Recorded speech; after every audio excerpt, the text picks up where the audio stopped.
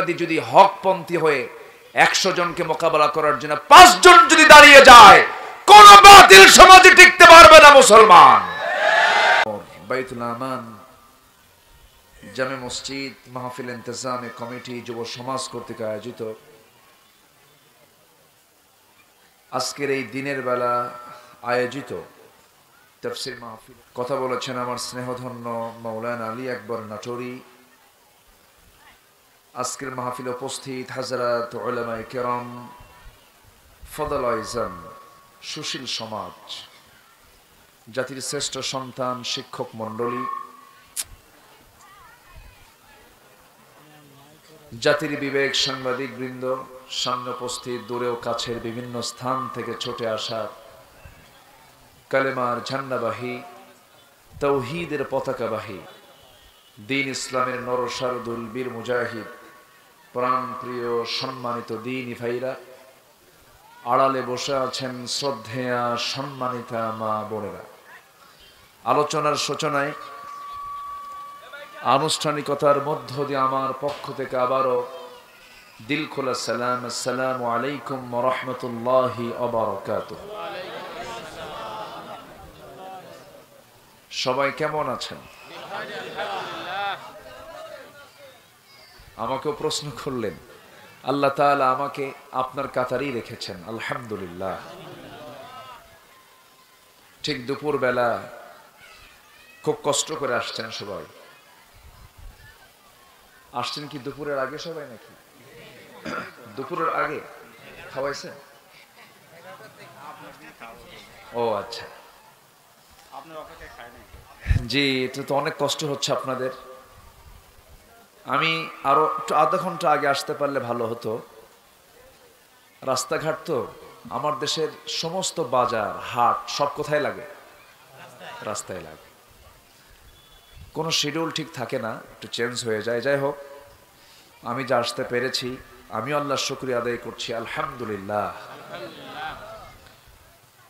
সম্মানিত হাজিরিন, আমি খুব ঘরের একটা আয়াত, ঘরের একটা সূরা, যেটা সবাই যারা নামাজ পড়েন, যারা নিয়মিত মসজিদে 5 ওয়াক্ত ইমামের পেছনে যারা ইক্তেদা করেন, এই সূরাটা সবার জানা থাকার কথা।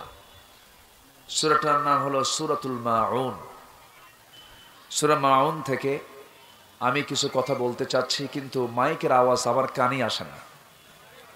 এখন আমি কি মনে করবো? এই থামেন থামেন, এখন বলে লাভ নাই, তাকে ধমক দিয়ে তো লাভ নাই। তার মেশিন যতটুকু তার ততটুকুই থাকবে। এখন বিষয়টা হলো, এখন তো বক্স টক্স লাগে না, অনেক সময় বক্স টক্সও থাকে, অনেক সময় দুর্বল হলেও বক্স দিয়ে কিছু চালানো যায়, এগুলো তো নাই এখন কষ্ট করে আমরা যতটুকু আওয়াজ শোনা যায় আমরা শুনবো। বলি ইনশাআল্লাহ, জোরে বলি ইনশাআল্লাহ। একটা মাহফিলের মূল প্রাণ হচ্ছে দ্য হার্ট অফ মাহফিল, মাইক। মাইক হচ্ছে মাহফিলের মূল হার্ট। এটাতে কোনো মাফ নাই। এটা ঠিক না রাখলে কৃষাণ খুব মজবুত কিন্তু কাশি কাটে না, ক্রিকেটার খুব মজবুত কিন্তু ব্যাট ফাটা, মেসি খেলতেছে কিন্তু ফুটবলে পাম নাই, এই একটা কন্ডিশন। তো যাই হোক, সূরা মাউন থেকে আমি কিছু কথা বলতে চাচ্ছি। আমাকে সবাই সময় দেবেন তো ইনশাআল্লাহ? কারো কোনো আপত্তি নেই তো? আচ্ছা, নামাজ আসরের আমরা নির্দিষ্ট সময়ের একটু পরে পড়ব, এটা নিয়ে কোনো ফতোয়া হবে না তো? আবার কেমন হুজুর নিয়ে আসছে নামাজ বাদ দিয়ে ওয়াজ করে, এটা যেন না হয়। নামাজ আমরা পড়ব। মাগরিবের আজান কয়টায়? মাগরিবের আজান 5:28। আচ্ছা, আমি এই বিষয়টা মাথায় রেখে আমি আলোচনা করছি। ঘড়ি দেখবে এখানে কয়জন? বলেন, কয়জন ঘড়ি দেখবে? একজন। আমাকে দায়িত্ব দেওয়া যায় কি? আচ্ছা, আমি ঘড়ি দেখে কোন সময় নামাজ পড়তে হয়, যদি কোনো ভুলে যায় তখন আবার এখান থেকে একজন লোকমা দিবেন। দয়া করে সামনে থেকে আমরা কেউ উঠবো না। জোরে বলি ইনশাআল্লাহ। অনেক মা বোন আজকের মাহফিলে এসেছেন। মা বোনদের কানে কি আওয়াজ যাচ্ছে কিনা জানি না, শুনতে পাচ্ছেন কিনা জানি না। সাউন্ড আল্লাহ যেন সবার কানে পৌঁছে দেন। জোরে বলি আল্লাহুম্মা আমিন। মাইক ওয়ালা একটু চেষ্টা করেন একটু কাভারেজ দেওয়ার জন্য। সম্মানিত ভাইয়েরা, সূরার নাম কি বলেন তো? মাউন। মাউন মানে হলো ব্যবহৃত জিনিস, ব্যবহৃত জিনিসপত্র। যেরকম ধান কাটার জন্য কি কি লাগে? আচ্ছা, বাঁশ কাটার জন্য কি লাগে? দা। মাটি খোঁড়ার জন্য কি লাগে? কোদাল। এরপরে বাড়ির চালে ওঠার জন্য কি লাগে? মই। এরপরে পাট ক্ষেতের আগাছা মানে সরানোর জন্য, নিড়ানোর জন্য কি লাগে? নিড়ানি। এগুলো সব ব্যবহৃত জিনিসপত্র, প্রয়োজনীয়, এগুলোকে বলা হয় মাউন। এখন প্রশ্ন হলো যে এই সূরার নাম মাউন কেন করা হলো, কেন বলা হলো? আমরা এই সমস্ত ছোটখাটো বিষয় নিয়েও কিন্তু আমার মিথ্যা কথা বলি। ভাই তুমি আমার প্রতিবেশী, দাওটা দাও তো, আমি একটু এই বাঁশটা কাটবো। নাই, এরকম বলার লোক তো মনে বড়াই গ্রামে খুঁজে পাওয়া যাবে না। আছে নাকি? আছে। এখানে সে অপরাধ করে ফেললো দুইটা। কয়টা অপরাধ করে ফেললো? দুইটা। নাম্বার ওয়ান, সে মিথ্যা কথা বলেছে। নাম্বার টু হলো সে তার দ্বীনী ভাইকে সামান্য একটা ব্যবহৃত জিনিস দিতে যদি কার্পণ্য করে, তাহলে সে দ্বীনের বৃহত্তর কাজে সেই ভাইকে সহযোগিতা করবে কেমনে? আর এই সমস্ত আচরণ যাদের মধ্যে থাকবে তাদের চরিত্র আল্লাহ তাআলা তুলে ধরেছেন।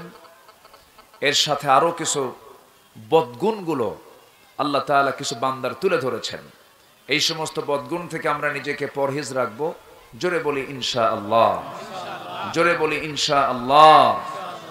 কোরআন শুনতে এসেছি আমরা। কোরআন থেকে যা কথা হয় মিথ্যা হয় না সত্য হয়? শুধু সত্য বললে ভুল হবে, মহাসত্য। পৃথিবীতে যদি মহাসত্য বলতে কিছু বোঝায় সেটা হলো কার কথা? আস্তে বলবেন না, কার কথা? আর যে ব্যক্তি আল্লাহর কথা, কোরআন থেকে কথা বলে, আমার নবীর কথা, মান ক্বালা বিহি সাদাকা, সেই প্রকৃত সত্য কথা বলে। আর যে ব্যক্তি কোরআন দিয়ে বিচার করে সেই প্রকৃত বিচার করে। যে কোরআন দিয়ে মানুষকে দাওয়াত দেয়, ফাকাদ হুদিয়া ইলা সিরাতিম মুস্তাকিম, এটাই হলো তার সঠিক দাওয়াতের পন্থা। তাহলে আমরা কোরআন থেকে কথা বললে আমরা সত্য কথা বলতে পারবো। কোরআন দিয়ে আমরা বিচার করলে সত্য বিচার করতে পারবো। কোরআন দিয়ে দাওয়াত দিলে আমরা সঠিক পথে দাওয়াত দিতে পারবো। কিন্তু কোরআন দিকে আজকে সব কাজ চলে? আসতে বলবেন না, চলে। শুধু চলে কি জানেন? মাদ্রাসা, শুধু চলে মসজিদ, শুধু চলে মরা বাড়ি। মরে গেছে, হাফেজ কিছু নিয়ে এসে তেলাওয়াত করে। আর কিছু চলে কুলখানি। কি খানি? কুলখানি। তাহলে মরা বাড়ি, কুলখানি, চল্লিশা, মসজিদ আর মাদ্রাসা, এর জন্য কি কোরআন নাজিল হয়েছে বলেন তো? বলেন, এর জন্য কি কোরআন নাজিল হয়েছে? না। আমি আক্ষরিকভাবে নির্যাস কিছু কথা আমি বলার চেষ্টা করছি, সবাই কান লেগে একটু শোনার চেষ্টা করবেন। তাহলে কোরআনকে আজকে আমরা কাজে লাগিয়েছি হলো মসজিদে। বিশিষ্ট ব্যক্তি যখন মারা গেল, অমুক দিন কুলখানি হবে, চল্লিশা হবে। এই ব্যবহার করার জন্য কোরআন আসে নাই। কোরআন এসেছে ভাগ্য চমকাতে, কোরআন এসেছে একটা বিপ্লব ঘটাতে, কোরআন এসেছে একটি পরিবর্তন ঘটাতে। গোটা পৃথিবীর কোথাও 1 ইঞ্চি মাটিতেও কি কোথাও কোনো শান্তি আছে? রাশিয়া কোথায় হামলা করছে? রাশিয়া কার আর ইউক্রেন কারা? প্রতিবেশী তো। প্রতিবেশী না? প্রতিবেশী। একটা ইহুদি আর একটা খ্রিস্টান। তাদের নিয়ে আমাদের হেডেক নেই, কিন্তু তারা তো মানুষ। তাদের বিষয়ে আমাদের চিন্তা করার দরকার আছে না নাই? আছে। যুদ্ধ লাগলো, তেলের দাম কমলো না বাড়লো? বাড়লো। আসলে কি তেলের সংকট না নেতৃত্বের সংকট? বলেন বলেন বলেন। তেলের কি কোনো অভাব আছে? সূর্যের আলো কি তাপ কম দেয়? তেল দিয়েছেন সেই আল্লাহ যিনি সূর্যের আলো দিয়েছেন। এটা তো কেউ বানায় না, এটা ন্যাচারাল, প্রাকৃতিক সম্পদ, এটা আল্লাহর দান এটা। কিন্তু এটাকে ভাগাভাগি করে হবে না, থাক, আপনি জানেন তো। এটাকে ভাগাভাগি করে কে মারবে? আফগানিস্তানে হামলা করলো অ্যালুমিনিয়াম চুরি করার জন্য, ইরাককে হামলা করলো তেল চুরি করার জন্য। আসলে মূলত এগুলো সন্ত্রাসবাদ নির্মূল করার জন্য হয়নি। একটা হলো তেল চোর আর একটা হলো অ্যালুমিনিয়াম চোর, ঠিক কি না? এটাই তো দুনিয়া চলছে। সম্মানিত ভাইয়েরা, তেলের কোনো সংকট ছিল না, কিন্তু আমরা সংকট সৃষ্টি করেছি। খাদ্যের কোনো সংকট ছিল না, আমরা সংকট সৃষ্টি করেছি। খাবারের কোনো সংকট ছিল না, আমরা সংকট সৃষ্টি করেছি। যে দেশ থেকে 14 লক্ষ কোটি টাকা বাইরে পাচার হয়, সেই দেশে কি থাকতে পারে? আস্তে কোন কেন? আস্তে কোন কেন? তাহলে আমরা এখন সবাই কি সাধু না চোর? আমরা কি বলেন? এই দেশে মানুষ বেশি না চোর বেশি? চোরই তো বেশি। মানুষ কোথায়? সেই দিন মাহফিল শেষে দেখি আমার জুতা নাই, এমন ওয়াজ শুনছে হুজুরের জুতা নাই। আমার মাহফিল আরেকজন এক মাহফিলে ওয়াজ করতে গেছে, দ্বিতীয় বক্তার যিনি আমার বিশেষ মেহমান, ওনার মোবাইল নাই। আমরা তো ভালো না, আমরা তো ভালো হতে পারিনি এখনো। আমরা এতিমের মাল মেরে খাই, আমরা বান্দার হক নষ্ট করি, আমরা ঘুষের কারবার করি, আমরা সুদের কারবার করি, আমরা জিনার লাইসেন্স দেই, আমরা বেশ্যাবৃত্তির লাইসেন্স দেই। আমরা কই ভালো? ভালো হতে পেরেছি আমরা? বলেন, ভালো হতে পেরেছি আমরা? একটা মাকে আমরা সম্মান দিতে জানি না, একটা বোনকে আমরা সুন্দর পোশাক পরায় দিতে পারি না। এমন ভদ্র শিক্ষিত লোক, এডুকেটেড পারসন, পিএইচডি হোল্ডার, নিজের মেয়েকে মঞ্চে উঠায় বলে, মা তুমি নাচো, আমি তালি দেব। আছে না নাই? যে বাবা তার সন্তানকে মঞ্চে তুলে অর্ধলগ্ন করে নৃত্য পরিবেশন করার জন্য অনুমতি দেয়, এটা বাবা নয়, এটা হারামজাদা। আছে না নয়? অথচ আমরা মুসলিম পরিবারের সন্তান। আমরা কি পরিবারের সন্তান? মুসলিম পরিবারের সন্তান। আমরা ভালো হব, ভালো হব অন্য কোনো লাইন দিয়ে নয়, আমরা কোরআন দিয়ে ভালো হব। কি দিয়ে ভালো হব বলেন? কোরআন দিয়ে ভালো হব। এজন্য সব উৎসব ছেড়ে দিয়ে আমরা ধরবো কোরআনের উৎসব। জোরে বলি ইনশাআল্লাহ। যে দেশে কোরআনের মাহফিল হয় সেই দেশে কোনো যাত্রা চলতে দেওয়া যাবে না। যে দেশে কোরআনের মাহফিল হয় সেই দেশে কোনো অশ্লীল বেহায়াপনা দেখতে দেওয়া যাবে না। যেটা হারাম তার সঙ্গে মুসলমানের কোনো সম্পর্ক রাখা যাবে। এসো এসো এসো দলে দলে সব, এই যে কোরআনের উৎসব। এসো এসো এসো দলে দলে সব, এই যে কোরআনের উৎসব। কোরআনের কথা বলে আল্লাহর দল, এই পথে যারা চলে তারাই সফল। কোরআনের কথা বলে আল্লাহর দল, ঠিক না? ঠিক। কোরআনের কথা বলে আল্লাহর দল, এই পথে যারা চলে তারাই সফল। এই পথে এত বাধা ছিল না জানা, আল্লাহুম্মা ইয়াসসির লানা উমুরানা, আল্লাহুম্মা ইয়াসসির লানা উমুরানা। আর নয় হানাহানি, শান্তি দে চাই, সত্য ন্যায়ের কথা তাদের শোনাই। দুর্বল ফিরো নই, গাজী বা শহীদ হই, জান্নাত পেতে চাই শেষ ঠিকানা। আল্লাহুম্মা ইয়াসসির লানা উমুরানা, আল্লাহুম্মা ইয়াসসির লানা উমুরানা। জোরে বলি আমিন। আমিন। আরো জোরে আমিন। মুসলমানের উৎসব হবে একটাই, সেটা হলো কোরআন নিয়ে উৎসব হবে। কিন্তু দুঃখ লাগে আজকে আমার দেশের কি সংস্কৃতি চালু হলো, আগে বাচ্চার মা হয়, এরপরে গায়ে হলুদ হয়, এরপরে বিয়ে হয়। কি জানেন না আপনারা? জানেন না? আর আরেকজন ব্যক্তি ইচ্ছে করলে পরে প্রস্তাব, অসংখ্য প্রস্তাব যাদের জীবনে আসে, কুমারী মেয়েকেও তারা বিয়ে করতে পারতেন, তালাকপ্রাপ্ত মেয়েকে বিয়ে করেছেন, ওটা হয়ে গেছে বড় অপরাধ। আমার দেশে বিয়েটা অপরাধ হয় আর জেনাটাতে ধন্যবাদ পাওয়া যায়। এই সমস্ত নোংরামিগুলো বন্ধ করার জন্য আমাদের তো কোনো দায়িত্ব নাই। হ্যাঁ, আমাদের দায়িত্ব নাই? আমাদের দায়িত্ব আছে না নাই? এটা কি নির্দিষ্ট একজনের দায়িত্ব না সবার দায়িত্ব? একজনের না সবার? সবার দায়িত্ব। সবাইকে কাজ করতে হবে। আল্লাহ তাআলা আমাকে যেমন দায়িত্ব দিয়েছেন আপনাকেও তেমনই দায়িত্ব দিয়েছেন। আল্লাহ রাব্বুল আলামিন বান্দাকে ডাক দিয়ে বলছেন, ওয়াল তাকুম মিনকুম উম্মাতুন ইয়াদউনা ইলাল খায়র ওয়া ইয়া'মুরুনা বিল মা'রুফি ওয়া ইয়ানহাউনা আনিল মুনকার। জোরে বলুন আল্লাহু আকবার। তোমাদের ভিতরে অবশ্যই এমন একটি দল থাকা দরকার, যে দল মানুষকে সৎ কাজের আদেশ দেবে, অসৎ কাজের বাধা প্রদান করবে। এই দলটা কে দেখতে চান? আসতে বলবেন না, কি আমাদের দেখতে চান? আল্লাহ দেখতে চান। অবশ্যই সেই দল করবে যে দলে সৎ আদেশ পাওয়া যায়, অসৎ কাজের বাধা পাওয়া যায়।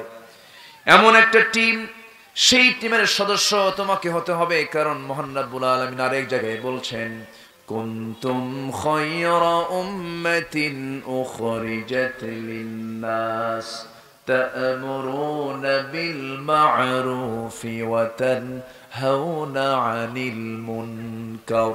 জোরে বলুন আল্লাহু আকবার। তোমরা এই শ্রেষ্ঠ জাতি, মানুষের কল্যাণের জন্য তোমাদেরকে দুনিয়াতে পাঠানো হয়েছে। তোমরা কি করবে? সৎ কাজের আদেশ দেবে, অসৎ কাজের বাধা প্রদান করবে। কিন্তু দুঃখ লাগে, যত কলেজ, যত ইউনিভার্সিটি, প্রত্যেকটা ক্যাম্পাসের সামনে নারী পুরুষের কোনো পর্দার পরিবেশ আছে নাকি? আসতে বলবেন না, আছে নাকি? শিক্ষাই আলো, শিক্ষাই আলো, কিন্তু ওই জায়গায় যায় দেখি শিক্ষাই অন্ধকার, শিক্ষাই অন্ধকার। একটা ছেলে একটা মেয়েকে নিয়ে ক্যাম্পাসের সামনে ঘন্টার পরে ঘন্টা চা চক্র করছে, বাদাম চক্র করছে, গল্প করছে। অবলীলায় একটা ছেলে একটা মেয়েকে নিয়ে, পরপুরুষ পর নারীকে নিয়ে হাঁটতেছে রাস্তায়। আমাদের চোখে বাজে না তো? আমাদের চোখেগুলো লাগে না? আমরা কিছু মনে করি না, ভাবতেছি আমরা জান্নাত পেয়ে বসে আছেন। না, আমাদের সবার ইমানি দায়িত্ব আছে না নাই? সামাজিকভাবে সজাগ থাকার দরকার আছে না নাই? আছে। একটা গ্রাম গড়ে ওঠে বেশ কিছু ঘর নিয়ে। সেই গ্রামের মাতব্বর থাকে। মাতব্বর বলে নাকি এলাকে কি বলে? মাতব্বর থাকে। সেই মাতব্বরের অধীন থেকেও তো কিছু কাজ করা যায়। এই গ্রামে এই জাতীয় কোনো কাজ আমরা করতে দেব না, এই জাতীয় কোনো কাজ আমরা হতে দেব না। আপনি অন্তত আপনার হাতে যতটুকু শক্তি আছে ততটুকু মোকাবেলা করার দরকার আপনার জন্য। এটা ইমানি দায়িত্ব। আমার কথা কি বুঝতেছেন ভাই? আমার কথা কি বোঝা যায়? আজকে আমরা চোখের সামনে সব দেখছি, একটু গর্জে উঠি না, একটু কথাও বলি না। একটু উদাহরণ মনে পড়লো, ঢাকার ওই যে কি বলে হাজারীবাগ ট্যানারি, দেশের সমস্ত চামড়াগুলো গিয়ে ওই ট্যানারিতে জমা হয়। ওই ট্যানারি এলাকায় প্রচন্ড দুর্গন্ধ। নতুন কোন লোক ওই এলাকায় গেলে খাওয়ার কোনো উপায় নেই, খেতেই পারবে না ওই গন্ধে। তো একটা বাপ তার মেয়েকে বিয়ে দিছে, সেই জামাই বাড়ি হলো ট্যানারির পাশে। দেওয়ার পর মেয়ে ওই এলাকায় যাওয়ার পরে, স্বামীর ঘরে যাওয়ার পরে ফোন দিয়ে বলতেছে, বাবা তুমি এমন এলাকায় আমারে বিয়ে দিলা, না কি তো বের করা যায় না, এত দুর্গন্ধ, আমারে তাড়াতাড়ি নিয়ে যাও। কে মা তুমি একটু কয়েকটি দিন থাকো। সপ্তাহ দিয়ে হয়ে গেছে, ফোন দিছে, মা আমি তোমাকে নিতে আসবো। আমি কি আসবো? কে বাবা এই গন্ধি আমার এখন ভালো লাগে, ওই গন্ধি এখন ভালো লাগে। কেন?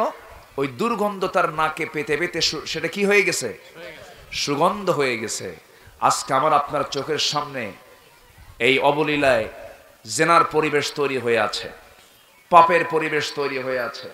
তাসের আসর বসছে, গাজার আসর বসছে, নেশার আসর বসছে, যাত্রা বসছে। বেশি না, প্রতিবাদ করার জন্য প্রতিবাদী যদি হকপন্থী হয়ে 100 জনকে মোকাবেলা করার জন্য 5 জন যদি দাঁড়িয়ে যায়, কোন বাতিল সমাজে টিকতে পারবে না মুসলমান। রাজি কি আছেন? একটু হাত তুলে দেখেন না।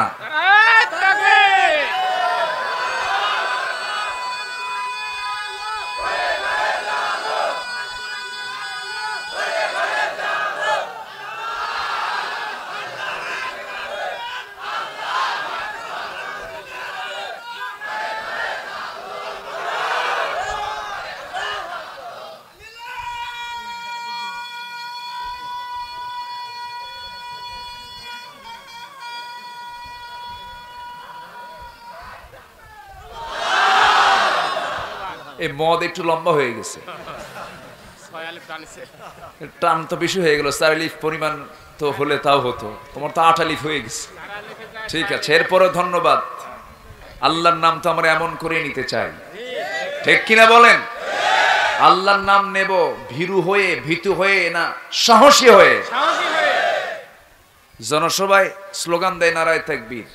জনসভায় দিছে একজন স্লোগান, এটা নিয়ে কি তুলকালাম, ঘুম নাই। বলে এই জাতীয় তাকবীর কে শিখালো তারে? আমার মনিবের নামের তাকবীর যারা দিতে বাধা দেয়, যে দল বাধা দেয় সেই দলও বিতর্কিত, ঠিক কিনা? যে দলে আল্লাহর নাম নিতে বাধা আসে সেই দল করা হারাম। কষ্ট পাচ্ছেন নাকি আপনারা? উল্লুক ভাল্লুক কিন্তু আমাদের আশেপাশেই আছে। কিছু উল্লুক ভাল্লুক আছে না নাই? আচ্ছা, ওদের কাছে ইসলাম খুব জ্বালার। মদের বোতল খেতে পারবে না যে। ইসলাম থাকলে সেখানে কোনো প্রকার অন্যায় থাকতে পারবে না। যারা অন্যায় করবে তারা কি ইসলাম আসতে দেবে? ইসলাম আসতে দেবে? আসতে দেবে না। আজকের সমাজে কোনো ছেলে কোনো মেয়েকে নিয়ে যদি কোথাও যায়, সর্বোচ্চ জরিমানা 100 টাকা। জরিমানা কত? গত বছর একজন কর্মকর্তা বলে দিলেন, দেখেন কি করব। কোন একটা কর্মকর্তার ব্যাপারে যখন কথা হলো, তো বললো দেখেন এটার শাস্তি হবে সর্বোচ্চ 100 টাকা জরিমানা। সম্মানিত ভাইয়েরা, সম্মানিত বন্ধুগণ, আমরা যদি ইমানের দাবি করি, ইমান যদি আনতে চাই, মুনাফিকের কোনো চিহ্ন জীবনে রাখা যাবে না। হারামকে হারাম বলবো, হালালকে হালাল বলবো। আমার বন্ধুগণ, সূরাতুল মাউন থেকে কথা বলছিলাম, একটু কান লাগাবেন। আল্লাহ রাব্বুল আলামিন সুন্দর করে সূরাতুল মাউনে মুনাফিকদের কিছু চিত্র তুলে ধরেছেন। আল্লাহ যেন এই সমস্ত মুনাফিকি চরিত্র থেকে আমাদের সবাইকে হেফাজত করেন। জোরে বলি আমিন। মুনাফিক কিন্তু কোনো কাফের নয়, মুনাফিক কিন্তু কোনো মুশরিক নয়। মুনাফিক সৃষ্টি হয় মুসলমানের ভিতর থেকেই। মুসলমান সে নিজে জানে আমি একজন মুসলমান, কিন্তু সে মুনাফিক হয়ে গেছে। একজন সাহাবী হানজালা রাদিয়াল্লাহু তাআলা আনহু তার বাড়ি থেকে বের হলেন, দৌড় মেরে মেরে কাঁদতে কাঁদতে বের হলেন, আর বলছেন নাফাকা হানজালা, নাফাকা হানজালা। হানজালা মুনাফিক হয়ে গেছে, মুনাফিক হয়ে গেছে। দৌড়ায় দৌড়ায় নবীর কাছে আসতেছেন। ইতিমধ্যে আবু বকর সিদ্দিক রাদিয়াল্লাহু আনহু বলছেন, ওরে হানজালা তুমি কি বলছো? ভাই, নবীর সামনে যখন বসি দুনিয়ার কথা ভুলে যাই, আর যখন নবীর কাছ থেকে বাড়িতে চলে আসি তখন দুনিয়ার কথা মনে হয়, আমি মনে হয় মুনাফিক হয়ে গেছি। সাইয়েদনা আবু বকর বলছেন আমারও তো তাই হয়। নবীর কাছে চলে যাওয়া হলো, দুজন মিলেই যখন রাসূলকে বললেন, আমার রাসূল বলছেন, ও আমার আবু বকর, ও আমার হানজালা, তোমাদের মধ্যে যে চিন্তা কাজ করেছে এই চিন্তা অবশ্যই তাকওয়ার চিন্তা, ভালো চিন্তা। তবে একটা কথা জেনে রেখে দিও, দুনিয়ার বলতে কোনো কিছু নেই। দুনিয়ার সমস্ত কাজগুলো হতে হবে কার নিয়মে? আসতে বলবেন না, কার নিয়মে? তুমি পেশাবখানায় যাবে, নবীর সুন্নাহ মেনে চলবে। তুমি স্ত্রীর সহবাস করবে, নবীর সুন্নাহ মেনে চলবে। তুমি নখ কাটতে যাবে, নবীর সুন্নাহ মেনে চলবে। ব্যবসা করতে যাবে নবীর সুন্নাহ মেনে চলবে, ব্যাংকের কারবার করতে যাবে সুদ মুক্ত কারবার করবে, বাজার করতে যাবে সেখানে মিথ্যার আশ্রয় নিবা না, কেনা বেচা করবা সেই জায়গায় ঠকবাজি করবা না। দুনিয়ার কাজ বলতে কোনো কাজ নাই, সমস্ত কাজ যদি তুমি কোরআন মাফিক করতে পারো সমস্ত কাজগুলো তোমার জান্নাতের কারণ হয়ে যাবে। ও আমার সাহাবী হানজালা, বিয়ে আমার সুন্নাত, সংসার পরিচালনা করা আমার সুন্নাত, দুনিয়ার সমস্ত কাজ কারবার গুলো আমাকেও করতে হবে, কিন্তু নিয়মটা হলো কার নিয়মে? আসতে বলবেন না, কার নিয়মে? আল্লাহর নিয়মে। আমার ভাইয়েরা, কিন্তু কোন সমস্ত লোকেরা যারা আল্লাহর ধ্বংসপ্রাপ্ত বান্দার অন্তর্ভুক্ত হয়ে যাবে, যারা এই সমস্ত স্বভাবগুলো আনলে পরে আল্লাহ তাদের জন্য ওয়াইল কামনা করেছেন, ধ্বংস কামনা করেছেন। সূরাতুল মাউন, সূরাতুল মাউন। মাউন মানে কি বলেন? ব্যবহৃত জিনিসপত্র। এগুলো কি দিবেন? কেউ চাইলে দিবেন? দেবেন তো? হয়তো বলবেন হুজুর ভেঙে ফেলে যে, ভাঙ্গুক, এরপরও দিবেন, মানা করা যাবে না, মিথ্যা কথা বলা যাবে না। আরবের লোকেরা, কুরাইশরা এই সমস্ত বিষয়ে খুব কৃপণতা করত। আল্লাহ তাআলা আয়াতটা নাজিল করলেন, সূরাটা নাজিল করলেন। আমার বন্ধুগণ, সাহাবীরা কি দিয়েছেন আর আমরা সামান্য একটা জিনিস দিতে আমরা কার্পণ্য করি। আমার বন্ধুগণ, আমার নবীজি যখন মক্কা থেকে মদিনায় হিজরত করেছেন, মুহাজির সাহাবীরা সব রেখে চলে গেছেন, বাড়ি রেখে চলে গেছেন, ঘর রেখে চলে গেছেন, পরিবার রেখে চলে গেছেন, বউ বাচ্চা রেখে, সব ব্যবসা বাণিজ্য, খেজুরের পাকা বাগান রেখে চলে গেছেন। মদিনায় শূন্য হাতে, শুধু খালি হাত পা নিয়ে তারা মদিনায় চলে গেছেন। মদিনার আনসার সাহাবীরা তাদের সম্পদ দিয়া, জীবন দিয়া, এমনকি বউটা পর্যন্ত দিয়া তারা সহযোগিতা করেছেন। জোরে বলেন সুবহানাল্লাহ। হয়তো বলবেন বউ দিয়ে সহযোগিতা করলো কেমনে? এখানে কথা আছে না নাই বলেন তো? আসতে বলে কথা আছে না নাই?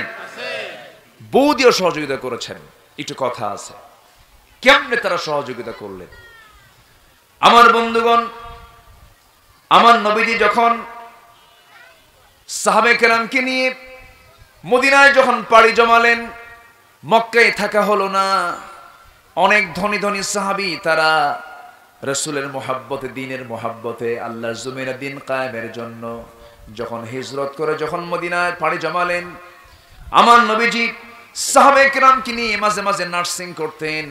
একজন সাহাবী সামনে বসা, তিনি মুখটা মরা হয়ে বসে আছেন, চোখ মেরে বসে আছেন।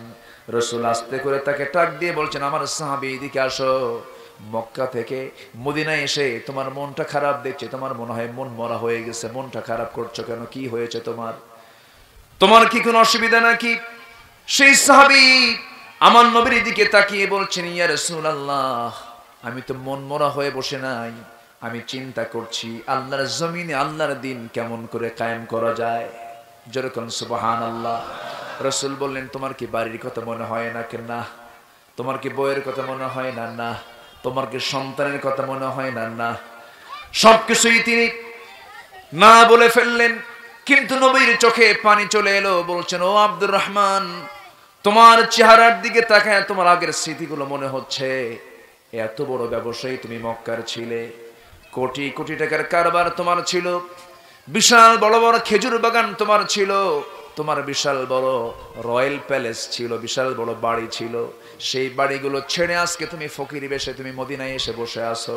মুস্কি হাসি মেরে আব্দুল্লাহ বলছেন, ইয়া রাসূলুল্লাহ, আমি দুনিয়ার সব ছেড়ে দিয়েছি, আমি আল্লাহ এবং রাসূলকে ধরেছি। যেরকম সুবহানাল্লাহ।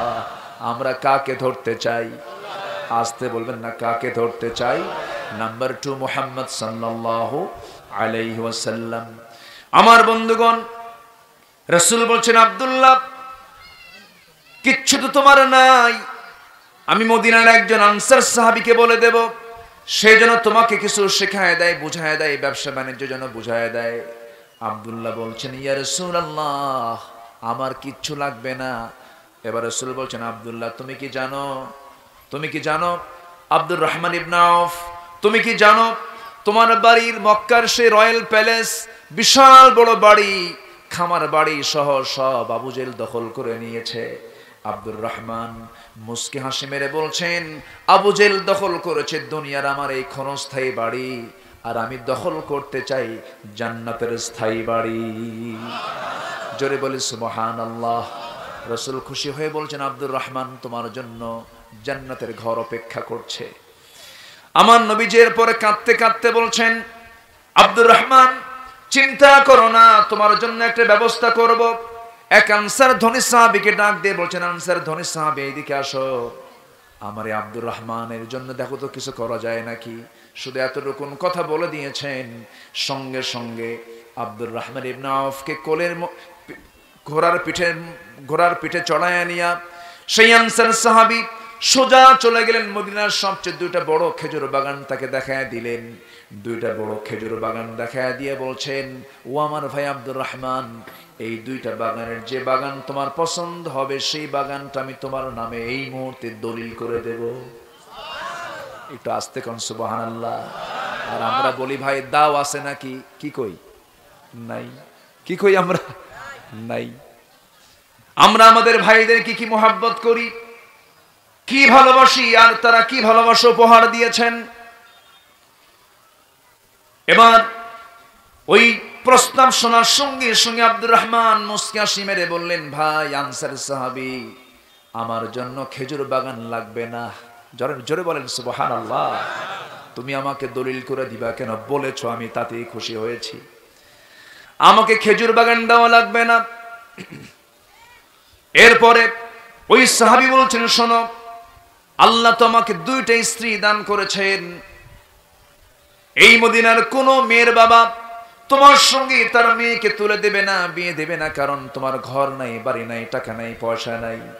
অতএব আমার দুইটা স্ত্রী, যে কোনো একটা স্ত্রীকে আমি তালাক দেব, এরপরে তুমি আমার সেই তালাক প্রাপ্ত বউটাকে তুমি বউ বানায় নিবা। যেরকম সুবহানাল্লাহ। কোরবানি দেখছেন, কোরবানি দেখছেন, কি কোরবানি তারা করেছেন। বউটা পর্যন্ত তালাক দিয়ে বলছেন, আমার একটা স্ত্রী হলেও চলবে, তোমার তো স্ত্রী নাই, তোমার তো যৌবনটা আছে, তুমি নিয়ে নিবা। আব্দুর রহমান চোখের পানি মুছতে মুছতে বলছে, ভাই আনসার ভাই, আমি খুব খুশি হলাম, বউটাও তালাক দেওয়া লাগবে না, তুমি বউ তালাক দিও না, জমিটা আমার নামে, খেজুর বাগানটা আমার নামে দিও না, তুমি আমাকে একটু হালকা ব্যবসা শেখায় দাও, ব্যবসা করব। আমি ব্যবসার পদ্ধতিগুলো জানা আছে আমার। একটা বাজার দেখায় দেওয়া হলো, সেই ছোট্ট বাজারে গিয়ে তিনি ব্যবসা করতে লাগলেন। ব্যবসা করতে করতে কয়েক রতি সোনা কামাই হয়ে গেল, কয়েক রতি সোনা কামাই হলো।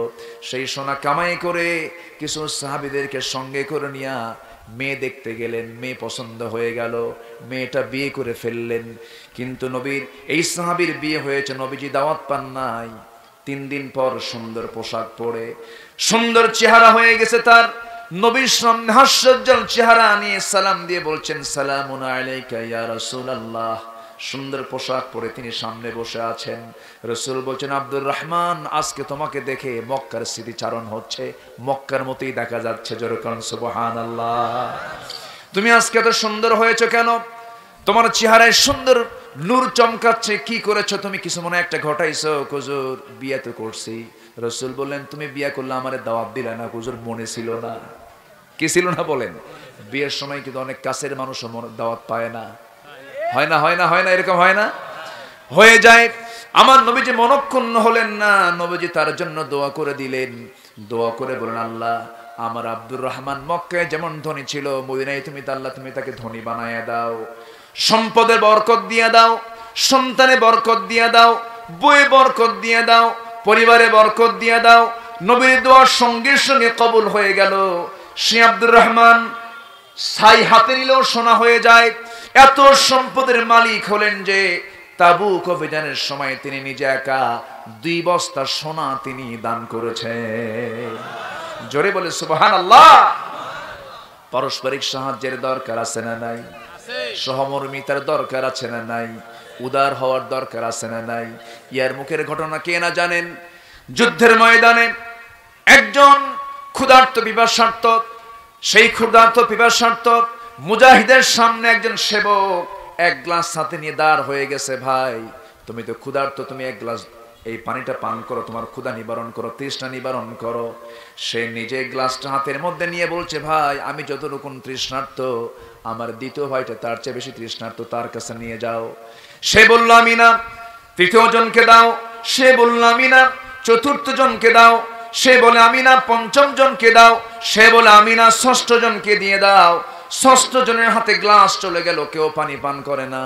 ষষ্ঠ জন বলছে প্রথম জনের কাছে চলে যাও।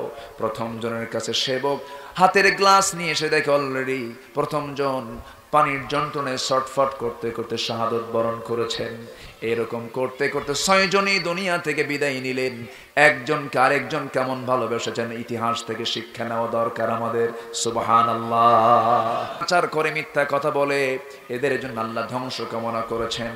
আল্লাহ তার রাসূলকে জানিয়ে দিচ্ছেন, আরাআইতা, আপনি কি লক্ষ্য করেছেন, আরাআইতাল্লাযী ইউকাযযিবু বিদ্দীনি ফাযালিকাল্লাযী ইয়াদউল ইয়াতীম ওয়া লা ইয়াহুদ্দু আলা তুআমিল মিসকিন ফাওয়াইলুল লিল মুসাল্লিন আল্লাযীনা হুম আন صلاتهم ساهون الذين هم يراءون ويمنعون الماعون জোরে বলুন আল্লাহু আকবার। এই সূরার মধ্যে যে চরিত্রগুলো তুলে ধরা হয়েছে, ব্যাখ্যা এসেছে, মূলত এগুলো মুনাফিকদের চরিত্র। নাম্বার 1 হলো, হে রাসূল আপনি কি লক্ষ্য করেন নাই যারা দ্বীনকে মিথ্যা প্রতিপন্ন করেছে, কি কে বলেন বলেন বলেন দ্বীন। দ্বীন কাকে বলে? দ্বীনের ব্যাখ্যা আছে অনেক লম্বা। দ্বীনের এখানে আমি 2টা অর্থ বের করব। দ্বীনের মোটামুটি 19টা অর্থ আছে। কয়টা বলেন? কয়টা বলেন? 19টা। শুধু দ্বীনের ব্যাখ্যা দিতে গেলে আজকে রাত পার হয়ে যাবে, শেষ করা যাবে না, অনেক লম্বা লম্বা কথা। আমার বন্ধুগণ, দ্বীন মানে হলো বিচার দিবস। আমরা সূরা ফাতিহার মধ্যে বলি, সূরা ফাতিহার মধ্যে আমরা বলি, যারা পারেন আওয়াজ দিয়ে বলেন, সবাই বলেন আলহামদুলিল্লাহি রাব্বিল আলামিন আর রহমানির রহিম মালিকি ইয়াউমিদ্দিন। এখানে দিন মানে হলো আখিরাত, দিন মানে হলো বিচার দিবস। বিচার করবেন কে? আল্লাহ। আসতে বলবেন না কে? তার বিচার হবে অসমান না সমান? তার বিচার হবে বেইনসাফি না ইনসাফ? তার বিচারটা হবে ব্যাঠিক না সঠিক? তার বিচারটার মধ্যে কোনো ঘুষ চলবে নাকি, কোনো হেলো আছে নাকি, কোনো বিনিময় আছে নাকি? দুনিয়াতে মনে হয় এগুলো নাই। আসতে বলবেন কেন? আছে না নাই? আছে। দুনিয়াতে এগুলো আছে। নবীরাও ষড়যন্ত্রের শিকার হয়ে মামলা খেয়ে জেল কারাবরণ করেছেন। মামলা উল্টায় দিয়েছে, নবীদের বিপক্ষে রায় দিয়ে দিয়েছে, ফাঁসির রায় দিয়েছে, জেলের রায় দিয়েছে। ইউসুফ আলাইহিস সালাম জেলখানায় থেকেছেন। আবার অনেকে বলে দোষ না থাকলে কি জেলে যায়? এরকম বলার লোক আছে না নাই? আসতে বলবেন না আছে না নাই? তাহলে ইউসুফ যে জেল খাটলেন, তুমি নবীকে গালি দিবা? বরঞ্চ মুমিনের জন্য দুনিয়া হলো জেলখানা, ঠিক কিনা? যার এই সুন্নত আদায় হয় নাই, যার জীবনে এই সুন্নত আসে নাই, ভাবতে হবে আল্লাহ পাক তাকে এখনো পরীক্ষার মধ্যে ফেলেন নাই। কি কথা কি বোঝা গেল? কথা কি ক্লিয়ার? সমাজে কিছু শ্রেণী আছে, কিছু মুসলমান আছে, তারা ঝামেলায় যেতে চায় না। বলে ভাই আপনি কিছু করেন কি? ভাই আমি কিচ্ছু করি না, আমি নিরপেক্ষ। যে বলে আমি নিরপেক্ষ, ওটা হলো মুনাফিক নাম্বার 1। আমার পক্ষ নাই? আসতে বলে কেন? আমার পক্ষ আছে না নাই? আমি কার পক্ষের লোক? কার দল? আসতে বলবেন কার দল? যে বলে আমি নিরপেক্ষ, সে তো শয়তানেও নাই, আল্লাহর দলেও নাই, ও আছে মুজাবজাবিন, অর্থাৎ মুনাফিকের কাতারে। এদের দিয়ে কিছু হয় না। যে পুরুষও না, যে মহিলাও না, ওর দিয়ে কি বাচ্চা আশা করা যায়? আসতে কোন ওরে নিয়ে কি বাচ্চা আশা করা যায়? ওর জীবনে কি কপালে সংসার জুটবে? জুটবে না। যারা বলে আমি নিরপেক্ষ, ওটা ইজরা। কষ্ট পাচ্ছেন নাকি আপনারা? এই থামেন, আমার ওইদিকে আবার সম্পত্তির বন্টনে যাচ্ছেন কেন? সময় তো অল্প, আমার কথা বলতে দেন। কষ্ট পাচ্ছেন নাকি আপনারা? তারাও আল্লাহর গোলাম, তারাও আল্লাহর সৃষ্টি, তারা আল্লাহর সৃষ্টি। আমি তাদেরকে হেয় করছি না। আল্লাহ তাআলা এগুলো দেখায় দেন, এগুলো নিদর্শন দেখান যে বান্দা দেখ আমি তোকে ওর চেয়ে কত ভালো রেখেছি, বলি আলহামদুলিল্লাহ। তাদেরকে অবহেলা করা যাবে না, তাদের সম্মান মর্যাদা আছে না নাই? আছে। কিন্তু তাদের জন্য ওই সমস্ত পুরুষের বিয়ে করা হারাম যার পুরুষত্ব নেই, তার জন্য বিয়ে করা কি? বলেন বলেন বলেন বলেন, হারাম। জুলাইখা ইউসুফ আলাইহিস সালাতু ওয়াস সালামের সঙ্গে তার যে একটা মানে সম্পর্ক তৈরি করার যে একটা চেষ্টা করেছিল, ইউসুফ করেছিলেন না জুলাইখা করেছিল? জুলাইখা। এটা কি দুই পক্ষের ছিল না এক পক্ষের ছিল? এক পক্ষপাতমূলক। কিন্তু এই কথাটাকে রূপ দিয়ে মিথ্যাচার করা হয় অনেক গানের ভিতরে। যে বন্ধু ইউসুফ হইয়া আমি জুলেখারে থুইয়া কেমন করিয়া ছুট্টা যায়, এটা কি ধর্মীয় অনুভূতিতে আঘাত নয়? আঘাত নয়? কাকে গালি দেওয়া হয়েছে এখানে? কাকে দোষী সাব্যস্ত করা হয়েছে? আল্লাহর নবীকে। কিন্তু চিন্তা করেন, ইউসুফ আলাইহিস সালাম 100% চরিত্রবান একজন যুবক, যিনি কোনো নারীর দিকে তাকান নাই, সুশ্রী সুন্দর চেহারার। জুলাইখা তাকে ঘরের মধ্যে ডাক দিয়ে 12টা দরজা লাগায় দিয়ে বলতেছে, ইউসুফ, পৃথিবীর একটা পিঁপড়া আমাদের কোনো খবর জানবে না, আমার দিকে একটু তাকাও, আমি তোমার জন্য পাগল হয়ে গেছি, অস্থির হয়ে গেছি। ইউসুফ বলছেন, তুমি আমার জন্য পাগল আর আমি আল্লাহর জন্য পাগল। জোরে বলি সুবহানাল্লাহ। তাহলে পৃথিবীতে পাগল হলো দু প্রকার, একটা দুনিয়ার পাগল আর একটা কার পাগল? আসতে বলবেন, কার পাগল? আমরা পাগল হব কার? যে যে দুনিয়ার পাগল হতে গেলে দুনিয়া আমাকে লাথি মেরে কবরে পাঠাবে, সেই পাগল হয়ে লাভ আছে নাকি? আমার হায়াত ফুরে যাবে, দুনিয়া আমাকে লাথি মেরে কবরে পাঠাবে, আর আমার আল্লাহকে আমাকে লাথি মারবেন? আমার আল্লাহ আমাকে ওই দুঃসময়ের কাছে টানবেন। জোরে কোন সুবহানাল্লাহ। তিনি এখনো টানেন, ওই সময়ও টানবেন। ইউসুফ বললেন, না, তুমি আমাকে পাবে না, আমি আল্লাহকে পেতে চাই। জুলাইখার কৌশল তো অন্য ধরনের, বিভিন্ন কৌশল করতে লাগলো সে। কৌশল করতে করতে এক পর্যায়ে মাথার চুলের খোপা ছেড়ে দিল, শরীরের সমস্ত অঙ্গভঙ্গি করে তার সামনে ঝুঁকে পড়তে লাগলো। ইউসুফ আলাইহিস সালাম চক্ষু বন্ধ করে ভয়ে কেঁদে ফেললেন। কার কাছে? আসতে বলবেন না, কার কাছে? এই ঈমান কি ছোটখাটো ঈমানের পরিচয়? আসতে ছোটখাটো ঈমানের পরিচয়? কোন মেয়ে যদি বলে, এই যুবক তোমার চক্ষু কত সুন্দর টানা টানা, যুবক বলবে, শোনো 3 রাত তো ঘুমাইনি, চোখটা আরো টানা হতো।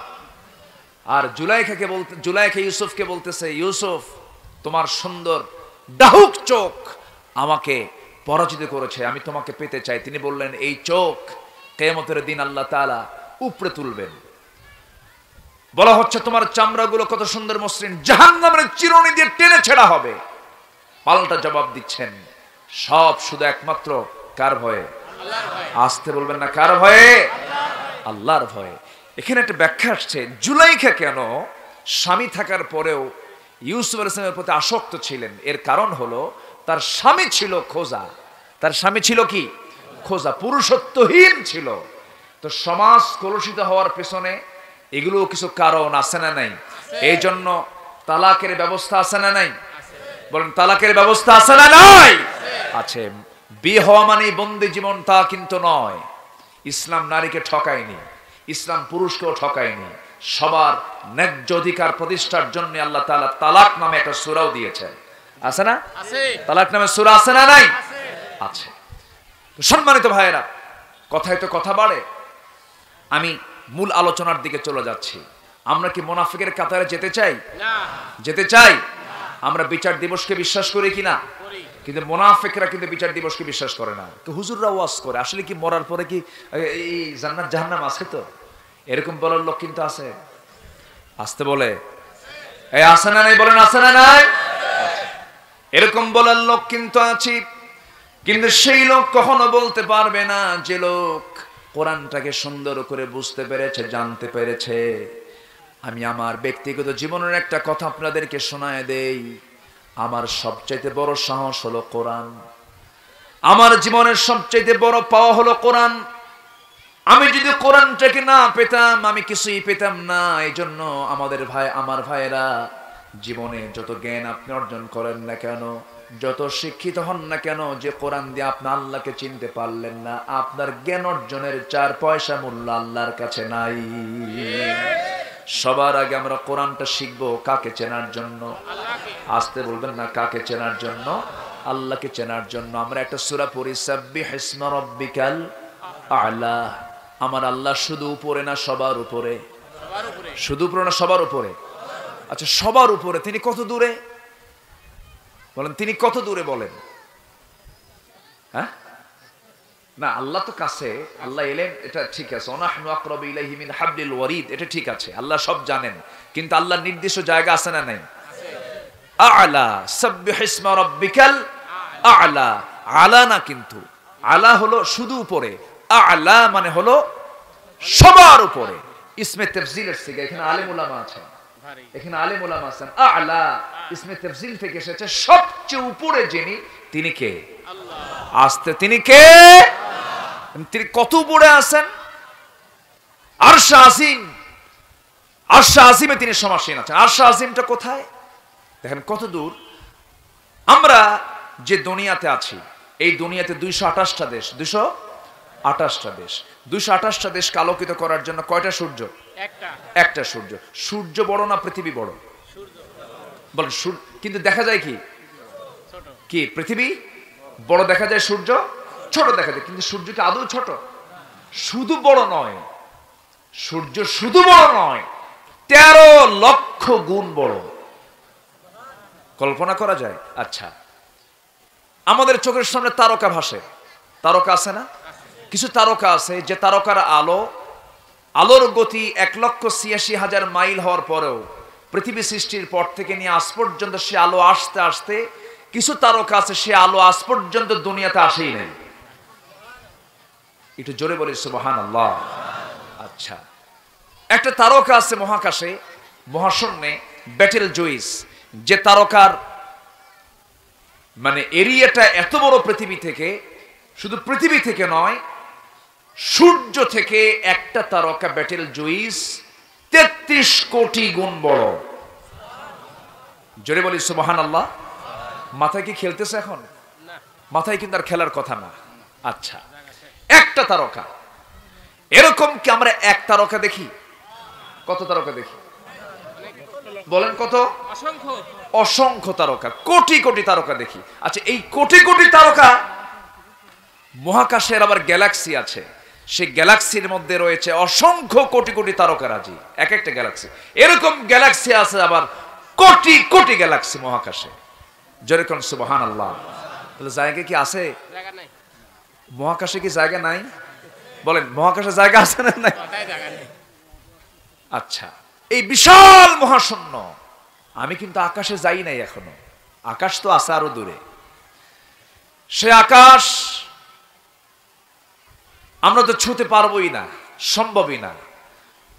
তারকার মধ্যে একটা তারকা সবচেয়ে কাছের, প্রক্সিমা সেন্টারে একটা তারকা আছে, যে তারকার জগতে আমরা যদি যেতে চাই বেড়াতে, চাঁদের দেশে যাওয়ার মতো, তাহলে বর্তমান পৃথিবীর সবচেয়ে দ্রুতগামী যানবাহন হলো অ্যাপোলো 11, যার সেকেন্ড গতি হলো 11 কিলোমিটার সেকেন্ডে। কত সেকেন্ড মানে কয় কিলো গেছে? বনপাড়া। 1 সেকেন্ডে কয় পাড়া? কোন পাড়া? বনপাড়া। 2 সেকেন্ডে নাটোর, 2 সেকেন্ডে নাটোর। এইরকম ওই প্রক্সিমা সেন্টারে নামক নক্ষত্রের দেশে যেতে চায়, তাহলে তার সময় লাগবে 1,15,000 বছর মাত্র। যাবেন কারা কারা? হাত তোলেন। একজন হাত তুলছে। কেমনে যাবেন দুনিয়ায়? সম্ভব না। আচ্ছা, তাহলে কি সম্ভব বলেন? আমার হায়াত সর্বোচ্চ 100 বছর, আর যেতে লাগতেছে কত বছর? 1,15,000 বছর। তাও ঘন্টার গতি হলো 39,000 কিলোমিটার। এখন চিন্তা করেন আল্লাহ কত দূরে আছে। সাব্বিহ ইসমা রাব্বিকাল আ'লা। সেই বিশাল 7টা আকাশের উপরে আবার এক একটা আকাশ, আর একটা আকাশ থেকে কত বড়।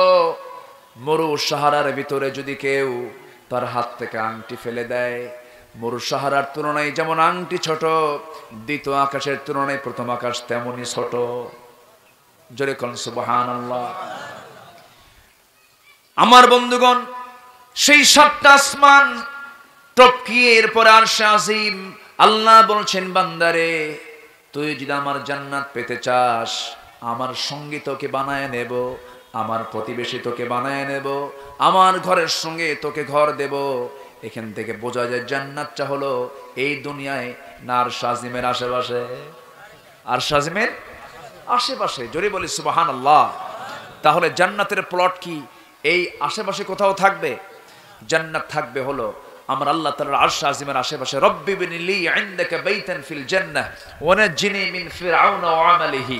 আলাইহিস সালাতু ওয়াস সালাম তিনি আল্লাহর কাছে বলেছেন, আল্লাহ তুমি আমাকে তোমার ঘরের সাথে একটা ঘর বানায়া দিবা।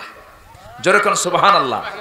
জান্নাতের মধ্যে তোমার ঘরের পাশে একটা ঘর বানায়া দিবা। তাহলে মানে কি আল্লাহর জান্নাত, আমার আপনার জন্য জান্নাত যে রাখা আছে সেই জান্নাতগুলো আছে কোথায়? আরশ আজিমের আশেপাশে। আমরা কি সেই প্রতিবেশী হতে রাজি আছি না? ওই কেউ দা চাইলে দা দেব না নাকি? আসতে কয় সবাই কি দেব? দিতে রাজি আছি তো? মোহাব্বত বাড়ানোর দরকার আছে না নাই? আজকে তেলের সংকট, তেল আটকায় রাখছে। আজকে গ্যাসের সংকট, গ্যাস আটকায় রেখেছে। খাদ্যের সংকট, খাদ্য সংকট করে রাখছে। যারা মুসলমানদের জন্য, মানবতার জন্য সংকট সৃষ্টি করছো, তোমাদের জন্য জাহান্নাম অবধারিত। কার কথা? আসতে বলবেন না। কার কথা? আল্লাহর কথা।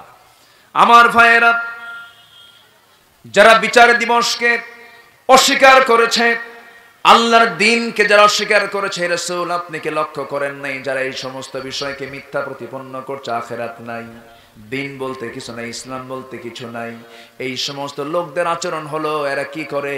এদের কয়েকটা আচরণ আছে, 4টা আচরণ। 1 নম্বর আচরণ হলো ফাযালিকাল্লাযী ইয়াদউল ইয়াতীম। জোরে বলুন আল্লাহু আকবার। আসেন দোয়া করে দেই নাকি? এই যে উঠে যায়, ওই যে উঠলো মুরব্বি না। যাকাতের হুকুমটা কে দিয়েছেন? ওই সমস্ত লোকগুলো যাকাতকে জরিমানা মনে করে সুদের কারবার করে। আজকে সমাজে সুদ চালু আছে না যাকাত চালু আছে? কি চালু আছে বলেন? সুদের যত বড় মহাজন হতে পারবেন আপনি নোবেল পুরস্কার পেয়ে যাবেন। কি পুরস্কার পেয়ে যাবেন? আছে না? আছে না? পুরস্কার আছে না? আপনি সুদের মহাজন হবেন, নোবেল পুরস্কার আপনাকে দিয়ে দেবে। আমার বন্ধুগণ, আমরা দুনিয়ার কোনো পুরস্কার পেতে চাই না। যে ব্যক্তি এতিমের মাল মেরে খেলো সে জাহান্নামের আগুন তার পেটের মধ্যে উঠায় নিল। আমার বন্ধুগণ, মিসকিনদেরকে আপনি ধমক দিবেন, আপনি ইমানদার হতে পারেন না। মিসকিনদের পাশে আপনি দাঁড়াবেন, ফকিরের পাশে আপনি দাঁড়াবেন। ধনী করেছেন কে? আবার গরিব করে দেন কে? সকালবেলা লামির রেতই ফকির সন্ধ্যাবেলা। আপনি আজকে ধনী আছেন, কালকে আপনি ফকির হয়ে যাবেন। ফকিরটা হলো নিরাপদ, ধনীটা হলো বিপদ। কারণ ধনী হলেই তার জবাবদিহিতা বেড়ে যাবে। এই দুনিয়াতে যারা ফকির থাকবে, আখিরাতে তারা তাদের প্রভাব বিস্তার করবে। আখিরাতে তাদের দাপট থাকবে আল্লাহর সামনে, তারা বিশাল পাওয়ার পেয়ে যাবে। আর দুনিয়াতে যাদের সম্পদ হবে, ধন সম্পদ বেশি হবে, তারা কিয়ামতের দিন অসহায় হয়ে যাবে। এই জন্য দুনিয়াতে যারা প্রভাব কম, আখিরাতে তার প্রভাব বেশি। আর দুনিয়াতে যার প্রভাব বেশি থাকবে, আখিরাতে তার প্রভাব কমে যাবে। আজকে মাতব্বরি করো, মাস্তানি করো, এরপরে প্রভাব খাটাও, আজকের দুনিয়াতে তুমি চালায়া যাও, হাসরের ময়দানে তোমার কোনো মূল্য থাকবে না। কষ্ট পাচ্ছেন আপনারা? যার মাতব্বরি করে যাক, আমরা তো আসি, সামনে যাব ইনশাআল্লাহ, আল্লাহর সামনে হাজির হব না ইনশাআল্লাহ? হাজির হব না ইনশাআল্লাহ? এই প্রিপারেশন আমরা নেব। জোরে বলি ইনশাআল্লাহ। আল্লাহ তাআলা এরপরে বলছেন, শোনো, এই সমস্ত লোক আবার কি করে? আর আবার নামাজও পড়ে, এত সুন্দর করে নামাজ পড়ে, প্রথম কাতারে নামাজ পড়ে যায় নামাজটা ফেলে দেয়, ঘাড়ে করে সুন্দর মক্কা থেকে হজ করে আনছে যায় নামাজ। আছে না নাই বলেন? মক্কা থেকে হজ করে যায় নামাজ আনছে, বিশেষ দিনে মসজিদে চলে যায়, যায় নামাজটা দিয়ে সামনে ফালায়, আগে ফোন দিয়ে মুয়াজ্জিনকে বলে, শোনো, আমার জায়গা যেন কেউ না দখল করে। মসজিদ দখল, জমি দখল করতে করতে মসজিদের নামাজের জায়গাও দখল। আসতে কোন কেন আসে না? এরকম আসে না? মুয়াজ্জিনকে আগে ফোন দিয়ে বলে, ভাই আমার আসতে দেরি হচ্ছে, সামনের জায়নামাজের জায়গায় একটা থুয়ে দিস। আছে না? আছে না নয়? আছে। দখল হতে হতে মসজিদ পর্যন্ত দখল। মসজিদ কমিটির সেক্রেটারি সুদখোর হয়, মসজিদ কমিটির সভাপতি ঘুষখোর হয়। খতিব কি খুতবা দেবে বলেন তো? খতিব তো খুতবা দেবেই। খতিব খুতবা দিতে নিয়ে যখনই বলছে সুদের কারবার করা যাবে না, হঠাৎ করে সেক্রেটারির দিকে তার নজরটা চলে গেছে। নামাজের পরে সেক্রেটারি বলে, হুজুর আপনি তো আমার দেখে দেখি বললেন, আমার কথা কি বোঝা যায়? অতএব দেখি আর না দেখি, খতিবের দায়িত্ব হলো হক কথা বলা, এবং মুসল্লির সমস্ত মুসল্লির দায়িত্ব হলো সুদখোর সেক্রেটারিকে মসজিদ থেকে ঘাড় ধাক্কা দিয়ে বের করে দেওয়া। আমাদের সমাজে জেগে ওঠার দরকার আছে না নাই? আছে। কষ্ট পাচ্ছেন আপনারা? যার মেয়ে, যার বউ বেহায়া হয়ে ঘোরাফেরা করবে, সে কেমনে মসজিদের সভাপতি হয়? মসজিদকে আমরা কলঙ্কিত করতে চাই না। মসজিদের দায়িত্ব পালন করবে কারা? কোরআন সে বক্তব্য মনে হয় দেয় নাই। কোরআনের সেই বক্তব্য আছে না নাই? হ্যাঁ, কোরআনের সে বক্তব্য আছে। সেই দায়িত্ব পালন করবে যে ব্যক্তি একমাত্র ভয় করবে কাকে? আল্লাহকে। যে আখিরাতকে বিশ্বাস। ইন্নামা ইয়ামুরু মাসাজিদাল্লাহি মান আমানা বিল্লাহ। আল্লাহু আকবার বলেন। ফাওয়াইলুল লিল মুসাল্লিন, ওই সমস্ত মুসল্লির জন্য ধ্বংস যারা কি করে? দুটো কাজ করে। নামাজ ঠিকই পড়ে, কিন্তু দুটো কাজ করে, দুটো ভাবে তারা নামাজ পড়ে। তাহলে নামাজ পড়েও জাহান্নামে যাওয়ার বান্দা আছে না নাই? বলেন, নামাজ পড়েও জাহান্নামে যাওয়ার বান্দা আছে না নাই? আবার এই যুক্তি খাড়া করে দরবারের কিছু মুরিদরা বলে, নামাজ পড়লে কি জান্নাত পাওয়া যাবে? তোমরা কি ফাওয়াইলুল মুসাল্লিন পড়ো নাই? কিছু মুসল্লি জাহান্নামে যাবে, এজন্য আমরা নামাজই যাই না। এরকম কিছু আছে না নাই? ফাওয়াইলুল মুসাল্লিন, মুসল্লিদের জন্য ওয়াইল, মুসল্লিদের জন্য জাহান্নাম। অতএব আল্লাহ যেহেতু কইছে মুসল্লিদের জন্য জাহান্নাম, এজন্য আমরা নামাজই যাই না। এরকম পাবলিক কিছু আছে না নাই? মসজিদের সামনে গরু বেঁধে রাখছে, গরু দড়ি ছিঁড়ে মসজিদে ঢুকছে, সবাই ডেকে বলছে গরু কার? গরু কেমনে ঢুকলো মসজিদে? গরুওয়ালার সামনে দাঁড়ায় বলে, ভাই আমার গরু, ভালো করে বাঁধতে পারো না? ভাই কি বলবো, গরু বোঝে না, গরু মসজিদে ঢুকছে, আমি বুঝি তো এই জন্য আসি না। কি কথা বোঝেন না? এরকম বেকুব, গরুর চেয়েও জঘন্য, চতুষ্পদ জন্তুর চেয়েও জঘন্য, উলাইকা কাল আনআমি বাল হুম আদাল, আছে না নাই? আছে। এরকম কিছু আছে, চতুষ্পদ জন্তু কিছু আছে, ওরা বোঝে না। আমরা নামাজ পড়বো নামাজির মতো, জোরে বলি ইনশাআল্লাহ। লোক দেখানো নামাজ আমরা পড়তে যাব। নামাজ পড়বো কার জন্য? আল্লাহর জন্য। আসতে কার জন্য? আল্লাযীনা হুম আন সালাতিহিম সাহুন, যারা অবহেলা করে নামাজ পড়ে, যারা লোক দেখানো নামাজ পড়ে। নির্বাচন আসলে মাথায় টুপি আসে, আছে না নাই? হাতে তসবিহ আসে, ঘাড়ে যায় নামাজ আসে, এক আসর নামাজ 6 বার পরে 6 বাড়িতে যায়া, এরকম আছে না নাই?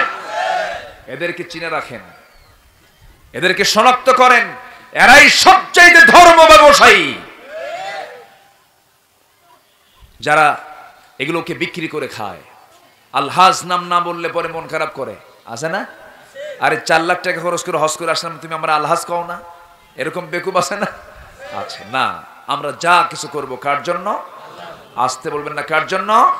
আল্লাহর জন্য করব। আজান অনেক আগে হয়ে গেছে, আর কিছু সময় যদি আমি ক্ষেপণ করি, নামাজের সময় একদম লাস্ট হয়ে যাবে। সব দিকে আমি খেয়াল করব, কিছু আনুষ্ঠানিকতা আছে, কিছু কাজও আছে। অনেক মা বোন আজকের মাহফিল আসছেন, আল্লাহ তুমি মা বোনদেরকে দ্বীনের জন্য কবুল করো, পর্দায় থাকার তৌফিক দাও। কিসের পর্দা? সিনেমার পর্দা? সিনেমার পর্দা, রূপালী পর্দা, দরজার পর্দা, জানালার পর্দা। দরজার পর্দা, জানালার পর্দার দাম 5,000, 6,000, 10,000, আছে না নাই? আছে। এগুলো পর্দা খুব মজবুত লাগায়, কিন্তু মেয়েদের গায়ের পর্দা নেই। তাহলে কোন পর্দা আগে দরকার? বলেন, কিসের পর্দা আগে দরকার? শরীরের পর্দা আগে দরকার। সব ভাই বোন এখানে আছেন, সব ভাইরা আছেন, সবার বোন আছে, মা আছে, সবাইকে বলবেন, তুমি আজকে ঢাকবা, আমি নিরাপদ হব। তুমি পর্দায় থাকবা না, আমি দায়ুস হয়ে যাব। ওরা করবে অপরাধ আর আমার খেতাব হবে আমি দায়ুস। আমি কি? দায়ুস। আর দায়ুস লোক জান্নাত না জাহান্নাম? জাহান্নাম। সবার মা বোন স্ত্রী যাদের আছে, সবাইকে আল্লাহ তুমি পর্দায় থাকার তৌফিক দিয়ে দাও। কেউ উঠবেন না, আমি তো উঠতে বলিনি, সবাই বসবেন, কেউ একজনও নড়বেন না।